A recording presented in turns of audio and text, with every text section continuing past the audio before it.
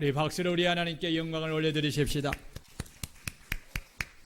오늘 주신 하나님의 말씀의 제목을 우리 다 같이 한번 크게 읽겠습니다. 시작. 복 있는 사람은 누구인가?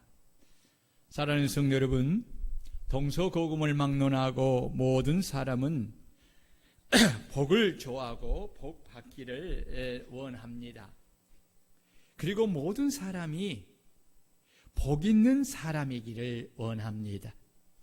과거 우리나라 사람들은 이 한자의 복복자를 새기기를 숟가락에, 밥그릇에, 옷장에, 벽지에, 방석에, 벽여에, 이불에, 또 대문에, 기둥에, 이렇게 눈에 띄는 모든 것에 이 복의 복자를 새겨놓음으로써 복받기를 간절히 희구하는 마음을 표현하였습니다.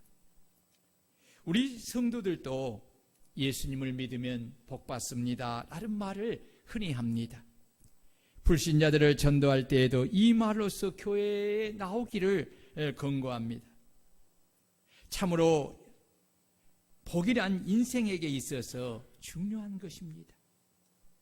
복이 없는 인생은 불행합니다. 복이 있어야 인생이 행복한 인생이 됩니다. 그렇다면 과연 복이란 무엇입니까? 우리나라 사람들은 흔히 오복을 말합니다. 오복이란 장수, 부, 몸이 강건하고 마음이 편안한 강령, 도덕을 지키는 것을 낙으로 삼는 유호덕, 제 명도로 살다가 편히 죽는 이 고종명을 말합니다. 사람마다 복의 개념을 다를 수 있지만 대개의 사람이 이러한 것을 누리는 것을 복이라고 말하고 누구나 희구하는 것입니다. 하지만 이러한 것들이 반드시 복이라고 말할 수는 없습니다. 이러한 것들은 복이 될 수도 있고 복이 되지 않을 수도 있습니다.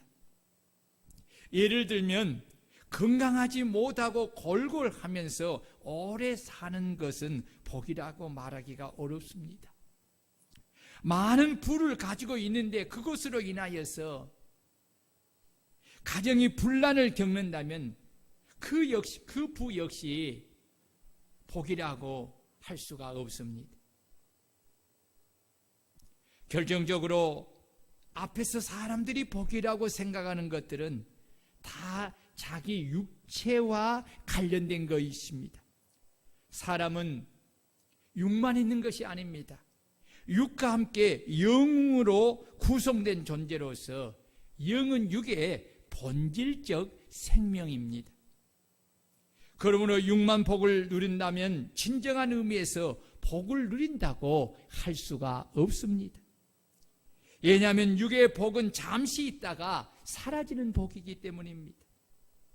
진정한 복은 영이 누리는 복입니다. 왜냐하면 영이 받는 복은 영원하기 때문에 그렇습니다.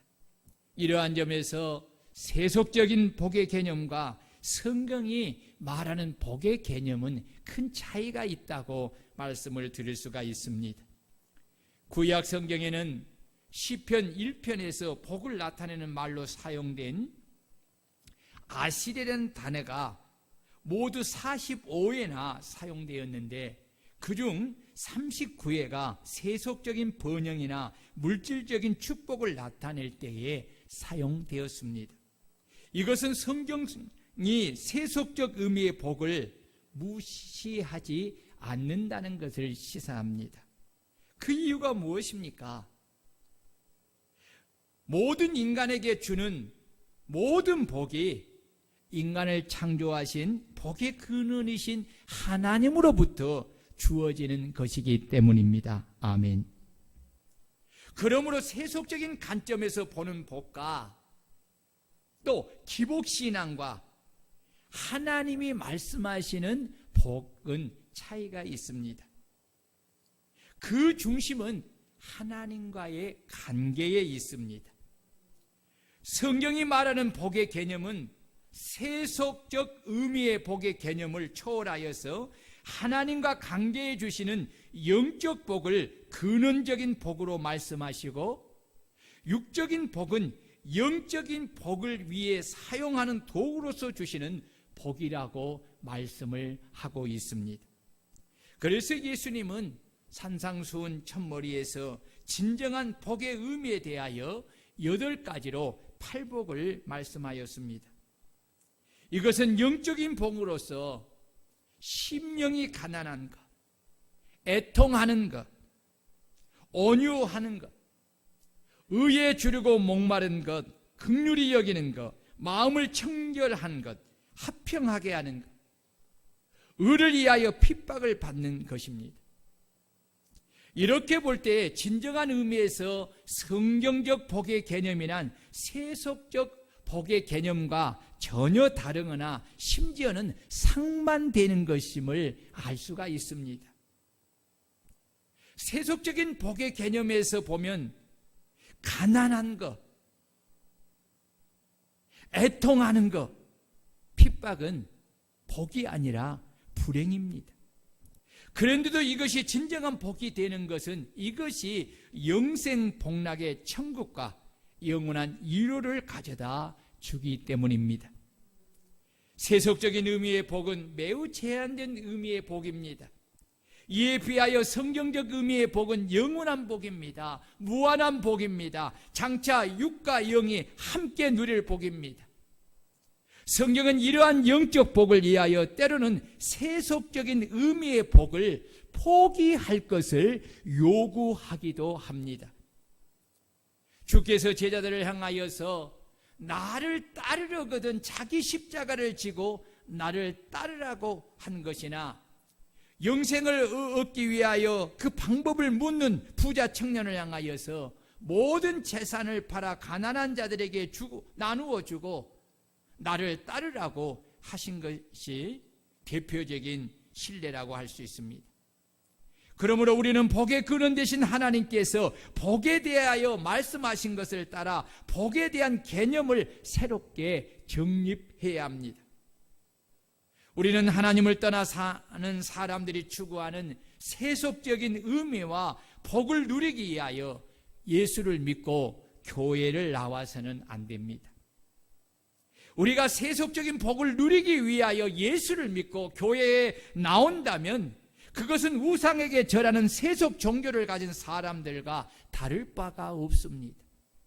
단지 믿는 대상이 다를 뿐인 것입니다. 기독교에서 말하는 진정한 복은 복의 근원 되신 하나님과 관계 속에서 주어지는 영적이고 궁극적인 복입니다. 우리가 하나님의 축복으로 세속적인 복을 누리는 것은 좋은 일이지만 진정한 영적 복을 받기 위해서는 때론 세속적인 복을 포기하고 고난도, 핍박도, 희생도 기꺼이 감내할 수 있어야 한다는 것입니다. 왜냐하면 하나님이 그것을 요구하시고 많은 믿음의 선진들이 그러한 삶을 살았기 때문입니다. 믿음의 조상 아브라함은 이 영적인 복을 받기 위하여서 본토 친척 아비 집으로 표현되는 세속적인 복을 버리고 하나님의 말씀을 따라 나아갔고, 모세는 바로의 공주의 아들이라 칭함받기를 거절하고 도리어 하나님의 백성과 함께 고난받기를 잠시 죄악의 낙을 누리는 것보다 더 좋아하고, 그리스도를 위하여 받는 수모를 애굽의 모든 보화보다 더 큰 재물로 여겼습니다. 이는 영적 복인 하나님이 이로 인하여 상주심을 바라보았기 때문입니다. 여러분, 모세만 그랬을까요? 아닙니다. 제자들도 마찬가지입니다. 주님은 인자로 말미암아 사람들이 너희를 미워하며 면리하고 욕하고 너희 이름을 악하다 하여 버릴 때에는 너희에게 복이 있도다. 그날에 기뻐하고 뛰놀라. 하늘에서 너희 상이 큼이라. 그들의 조상들이 선지자들에게 이와 같이 하였느니라 라고 하였습니다.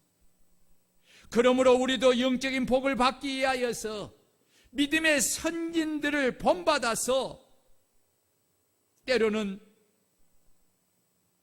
세상 사람들이 우리를 미워하고 멀리하고 욕하고 악하다고 버리고 핍박을 가할 때 우리는 그것이 우리에게 주시는 큰 복인 줄 알고 기뻐하고 즐거워하고 뛰놀 수 있는 이런 믿음의 사람들이 되어야 될 줄로 믿습니다.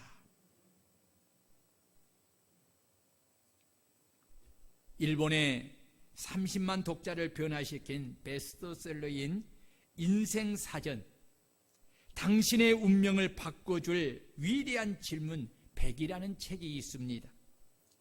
이 책은 생의 마지막 날까지 배움과 정진, 반성의 시간으로 이끈 인류사의 위대한 석학들이 빚어온 지혜와 성찰을 담고 있습니다. 책을 보면 인생과 관련된 100가지 질문에 해답을 제시하고 있는데 그 중에 나오는 한 부분을 말씀을 드립니다.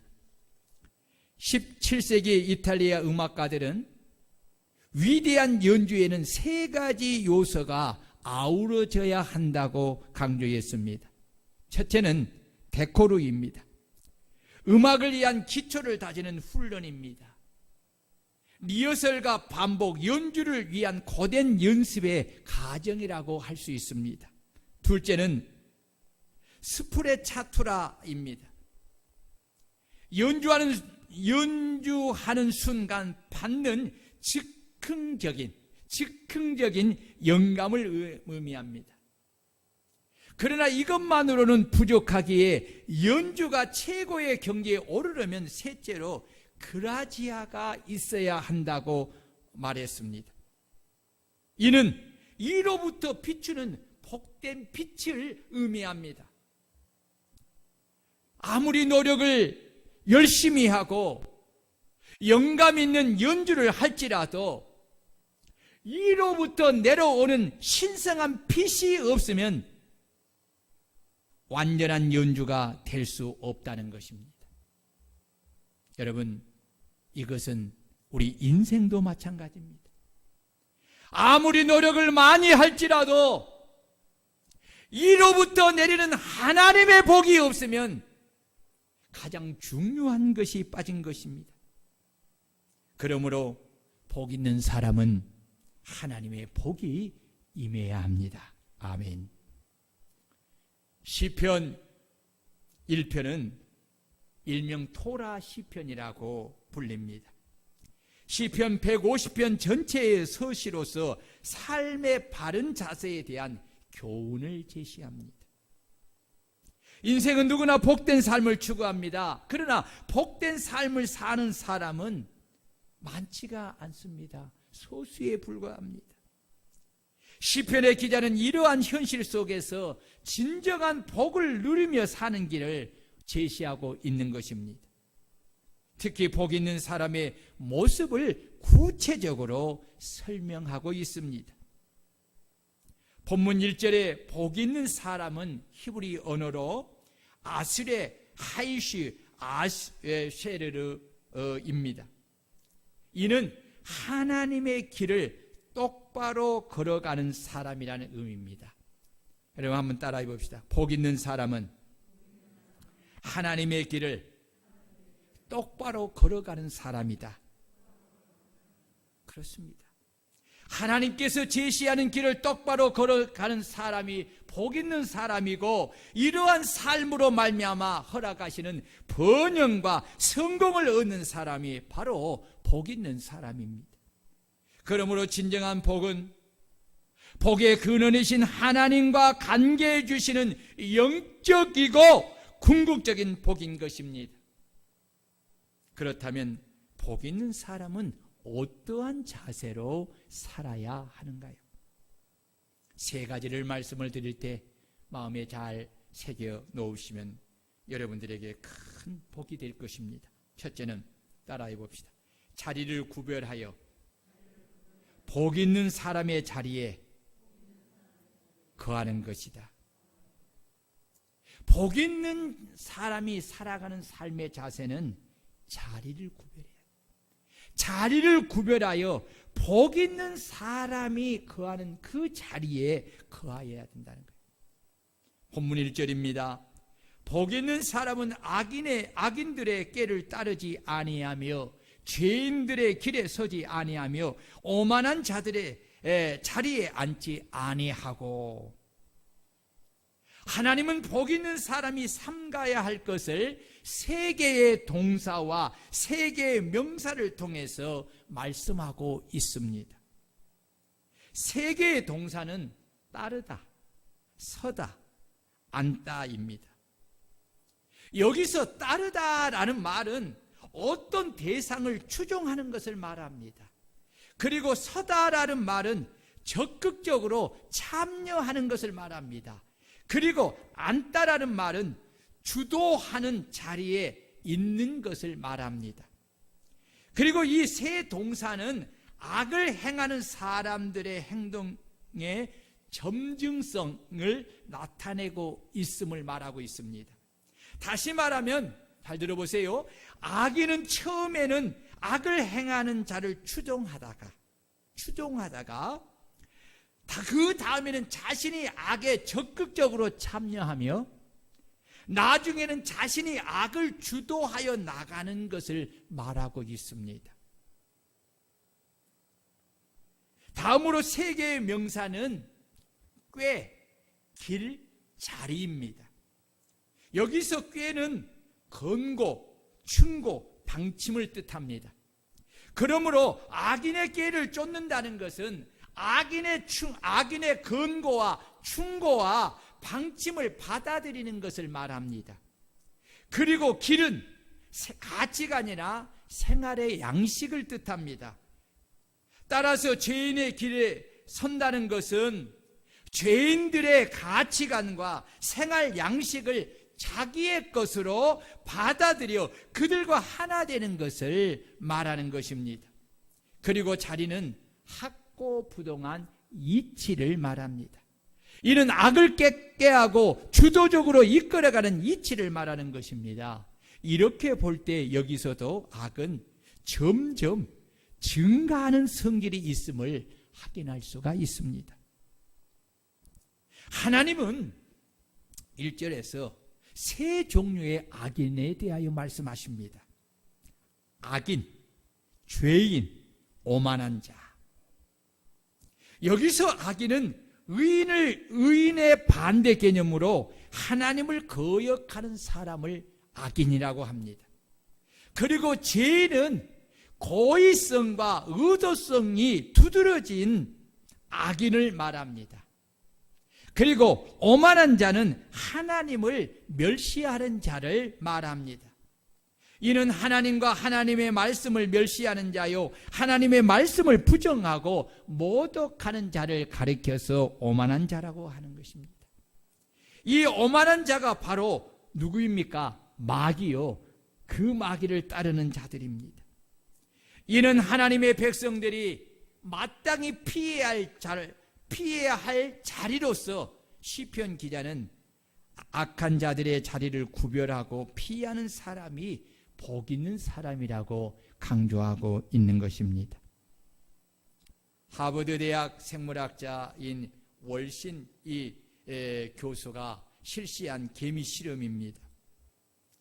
개미집 안에 개미가 죽어 있어도요, 다른 개미들이 그것을 아는 데는 며칠이나 걸린다고 합니다.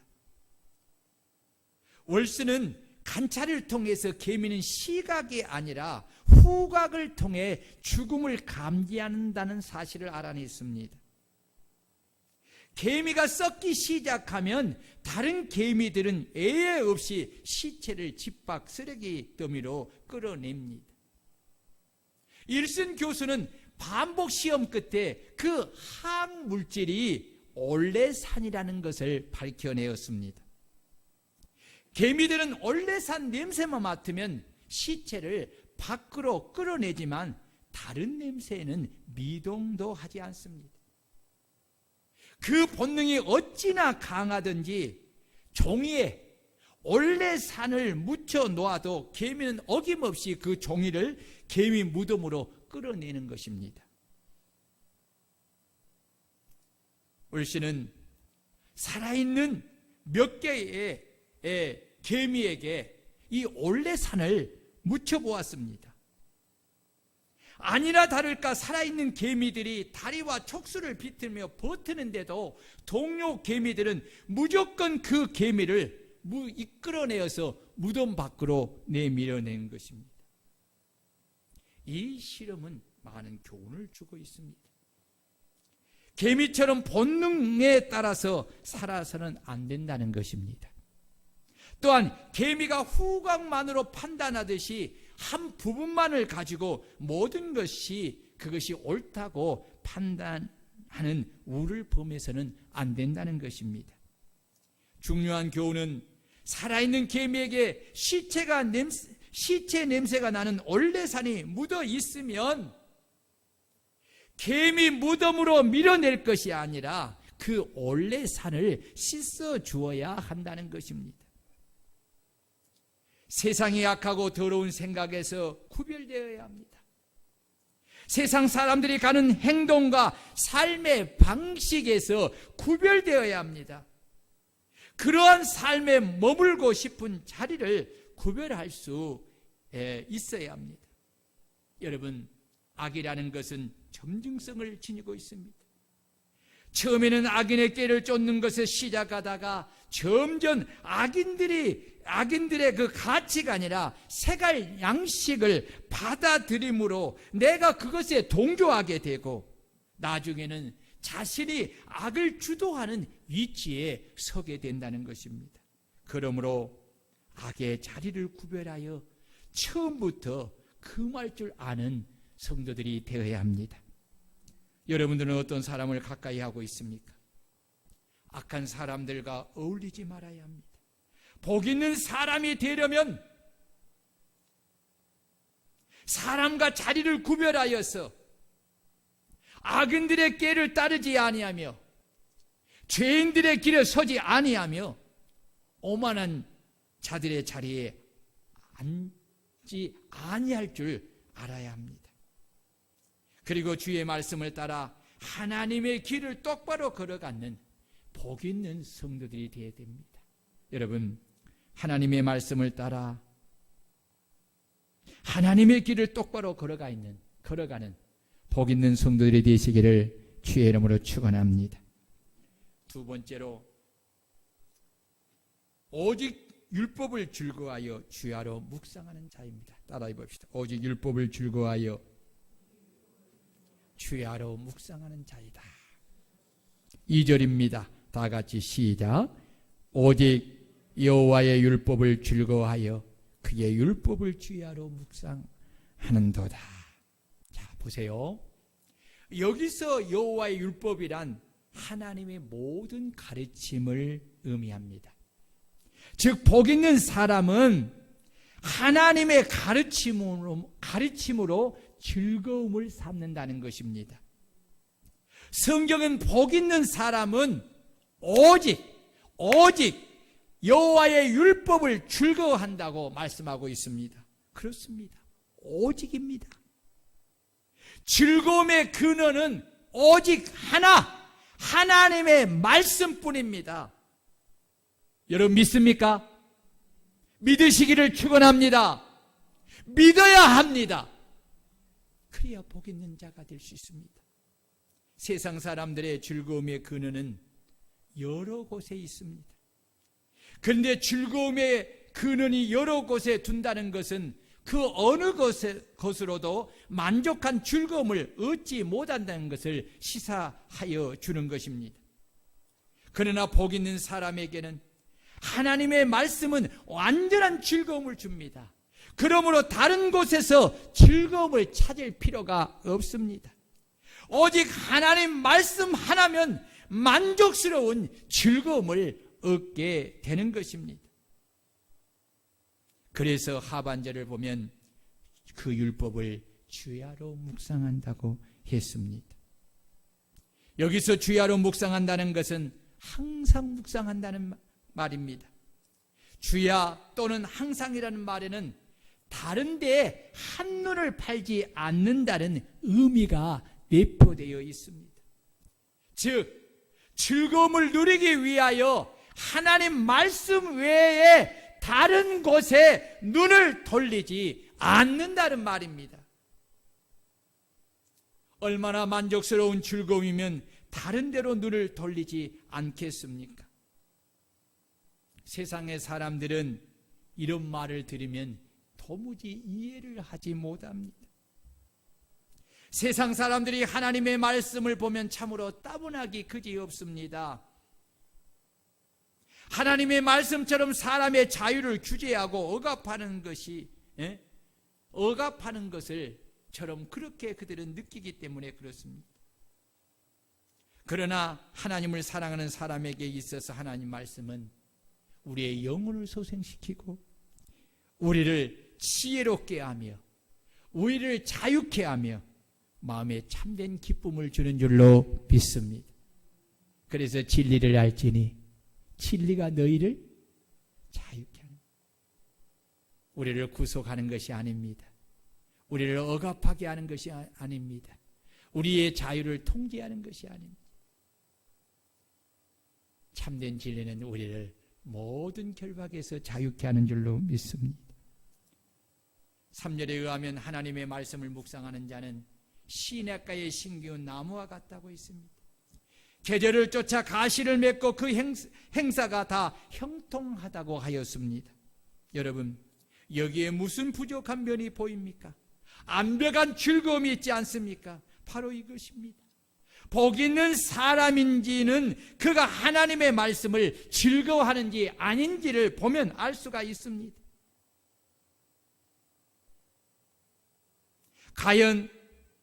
내가 복 있는 사람인가는 내가 하나님의 말씀을 유일한 즐거움의 근원으로 삼고 있는가를 확인해 보면 아는 것입니다. 하나님의 율법을 좋아하고 그것으로 유일하게 즐거움의 근원으로 삼는 사람은 하나님께 속한 사람이고 그는 복 있는 사람인 것입니다. 아무리 교회를 오래 다니며 신앙생활을 하였어도 하나님의 말씀으로 즐거움을 누리지 못하고 다른 곳에서 즐거움을 찾으려 한다면 그는 진정한 복 있는 사람이 아닌 것입니다. 여러분은 어떤 사람입니까? 옆 사람과 한번 인사해 봅시다. 당신은 진정 복 있는 사람입니까? 시작. 아멘. 그것은 증거가 있어야 돼. 내가 진정으로 복 있는 사람은 하나님의 말씀을 유일한 즐거움으로 삼는 거예요.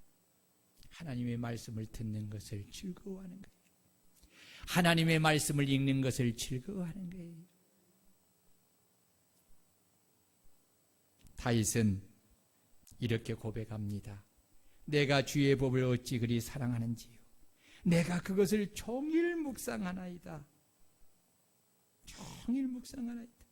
나의 사랑하는 바 주의 계명을 스스로 즐거워하며 또 나의 사랑하는 바 주의 계명에 내 손을 들고 주의 율례를 묵상하리이다. 다윗은 하나님의 말씀으로 인하여서 즐거워하는 삶을 살았던 위대한 믿음의 사람이지요. 그는 참으로 복 있는 사람이었습니다. 여러분, 이 다윗의 고백이 오늘 저와 여러분들의 고백이 되기를 주의 이름으로 축원합니다. 그래야 하나님이 복 있는 자라고 인정하시는 것입니다.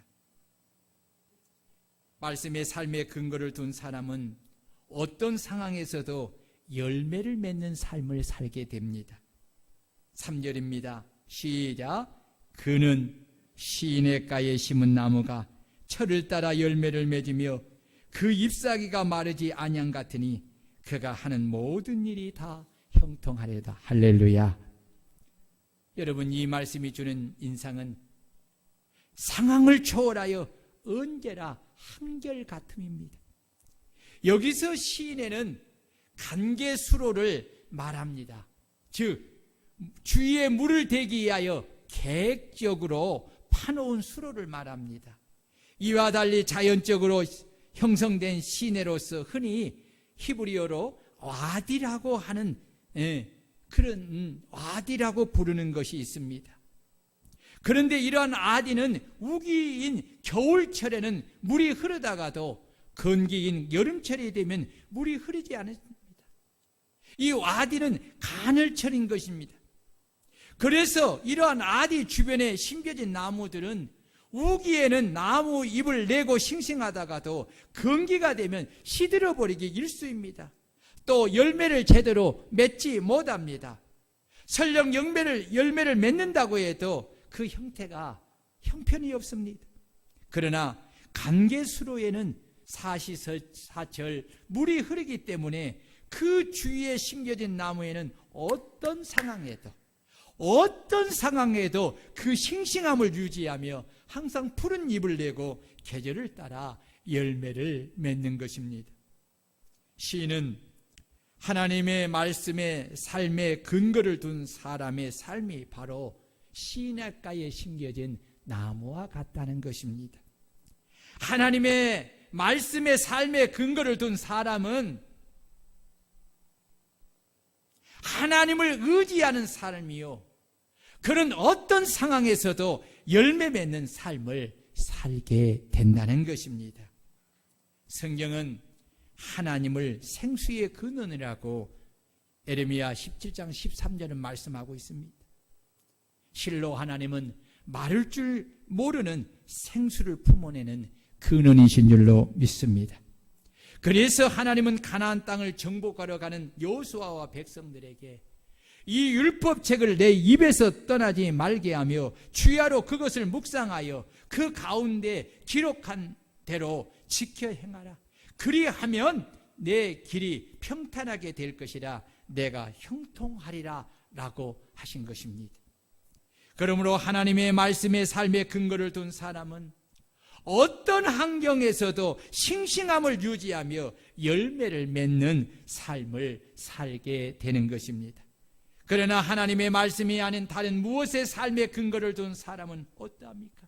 이는 마치 가늘천 주변에 심겨진 나무처럼 주변 상황이나 여건에 따라 민감하게 반응할 수밖에 없습니다. 이런 사람들은 믿음의 온전한 열매를 맺을 수가 없습니다. 그래서 하나님은 에레미야 17장 5절에서 8절을 통하여서 이에 대한 말씀을 이렇게 말씀하고 있습니다. 들어보세요. 여호와께서 이와 같이 말씀하시느니라. 무릇 사람을 믿으며 육신으로 그의 힘을 삼고 마음이 여호와에게서 떠난 그 사람은 저주를 받을 것이라. 그는 사막의 떨기나무 같아서 좋은 일이 오는 것을 보지 못하고 광야 간조한 곳 건건한 땅 사람이 살지 않는 땅에 살리라.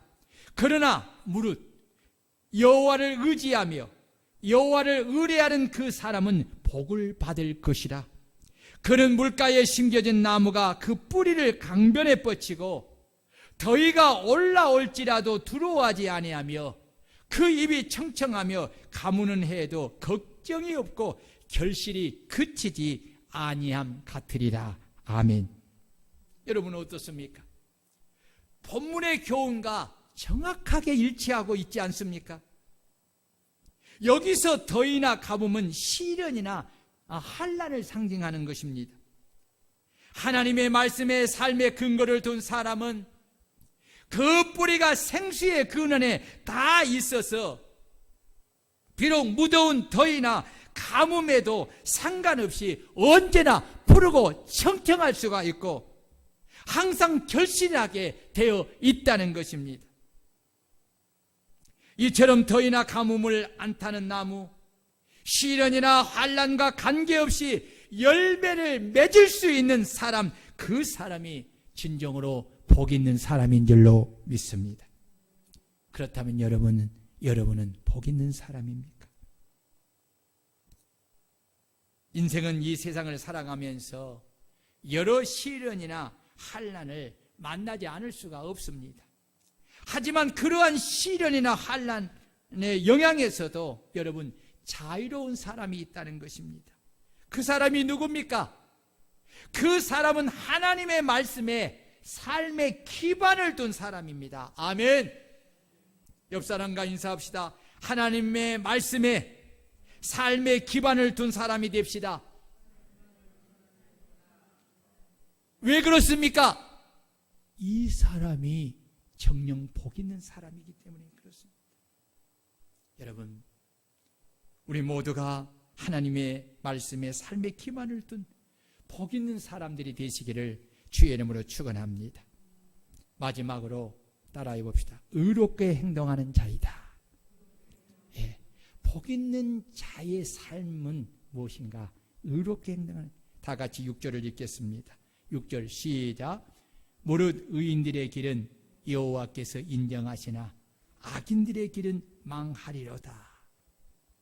여기에 의인들의 길은 언어로 때레끝 찻디킴인데 의로운 삶의 양식을 의미합니다. 하나님은 의인의 삶을 세세히 아시고 이를 옳은 것으로 받아들이시고 의인과 친밀한 관계를 맺으시는 복을 주시는 것입니다.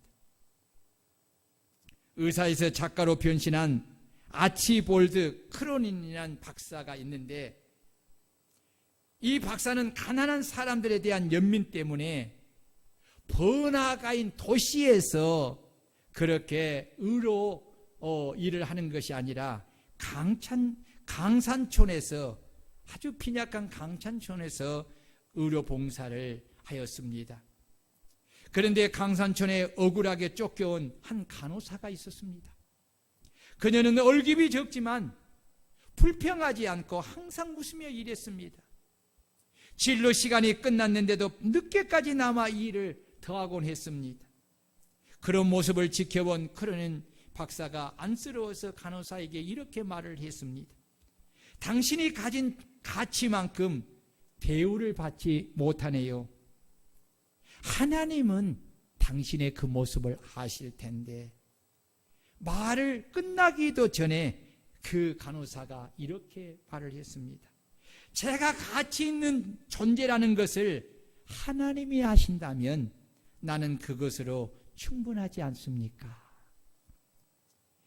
내가 가치 있는 존재라는 것을 누가 아신다면? 하나님이 아신다면 나는 그것으로 충분합니다.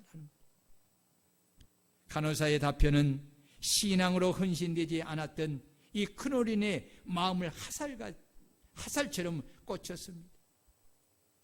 그녀의 그러한 마음이 불편한 환경에서도 의인의 삶을 사는 비결이었던 것입니다. 상황을 극복하는 힘은 하나님이 자신에게 가치를 두고 있다는 사실을 잊지 않는 것입니다. 하나님이 함께하고 있다는 사실을 깨닫는 확신입니다. 하나님 목적을 이루시기 위하여 때가 되면 반드시 회복시켜 주신다는 믿음을 가지고 의롭게 행동하는 것이 복 있는 사람의 모습인 것입니다. 여러분들에게 이런 모습이 있기를 바랍니다. 하나님을 섬길 때에도요, 내가 가정을 섬기고 또 사회를 섬길 때에도요, 여러분 이런 가치가 있어야 돼요. 이런 가치. 하나님이 지켜보신다는 거예요. 하나님이 내가 아시는 모든 것을 아신다는 거예요. 여러분, 하나님이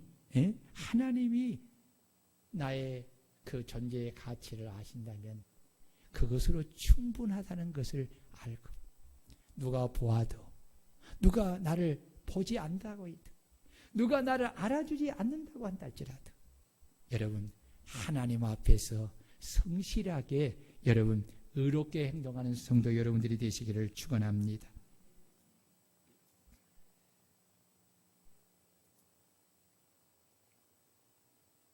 여러분, 우리가 꼭 기억할 것이 있습니다.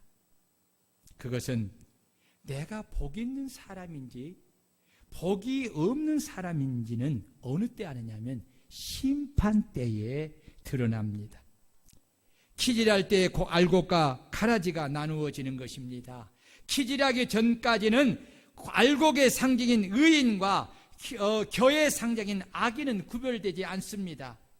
그러나 키질을 하면 알곡은 그 자리에 떨어지고 겨는 바람에 날아가 버리는 것입니다. 농부는 알곡만 거두어 곡간에 들이고 겨는 모아 불에 태우는 것입니다. 악인은 의인의 모임에 들지 못합니다. 그러기에 잠시 누리는 악인들의 번성을 부러워하지 말고 악인의 꾀를 쫓지 말아야 합니다.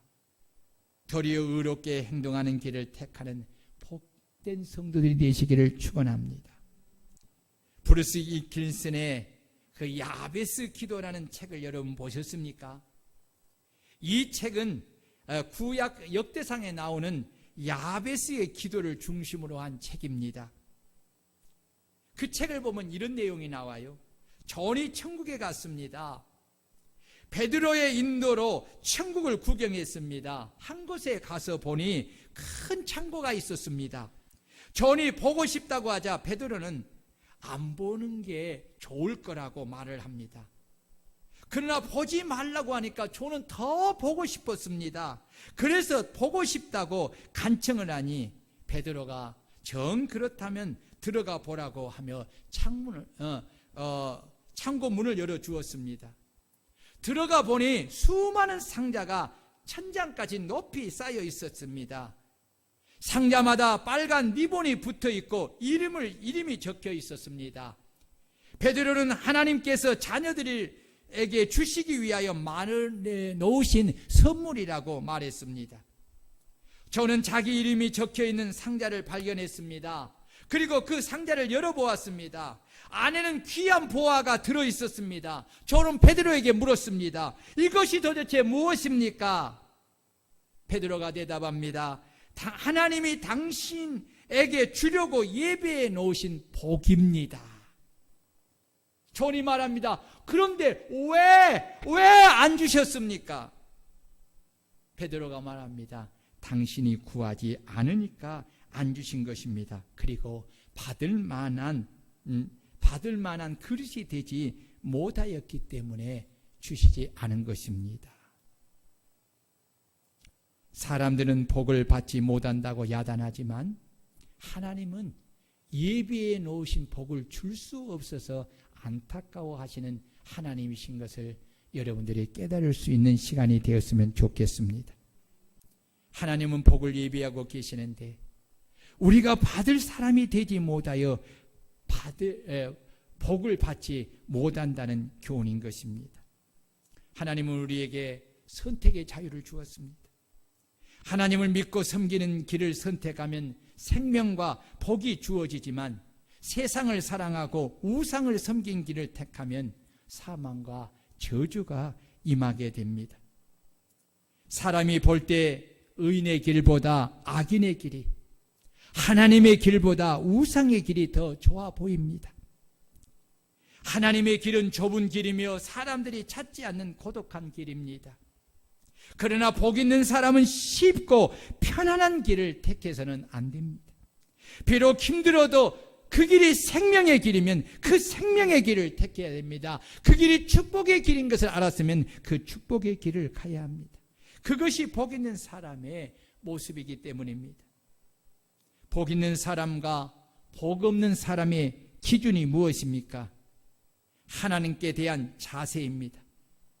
하나님께 대한 자세를 바로 하여 하나님의 길을 똑바로 걸어가는 복 있는 사람들이 되시기를 주의 이름으로 축원합니다. 그러기 위해서는 부디 자리를 구별하여 복 있는 사람의 자리에 거하는 복 있는 사람들이 되시기를 바랍니다. 오직 율법을 즐거워하며 주야로 묵상하여 복 있는 사람이 되시기를 바랍니다. 그리고 의롭게 행동하여 복 있는 성도들이 될 수 있기를 주의 이름으로 축원합니다. 우리 다 같이 말씀을 부여잡고 통성으로 우리 한번 기도하십시다. 오늘 여러분들은 복 있는 사람이 무엇이고 복 있는 사람의 길이 무엇인가를 말씀을 드렸습니다.